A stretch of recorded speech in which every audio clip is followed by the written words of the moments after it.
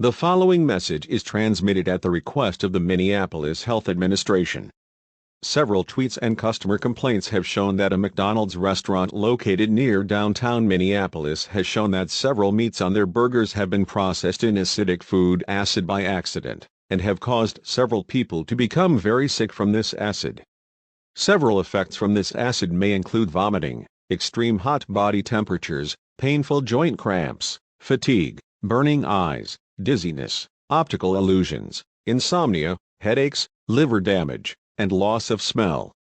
Please do not eat any burgers from the menu at this McDonald's location at the address of 2400 Nicollet Avenue. I repeat, do not eat any burgers from the menu at this McDonald's location at the address of 2400 Nicollet Avenue at this time until this food problem has been fixed by their McDonald's staff and workers and have given the all clear, or if the manager has said to do so.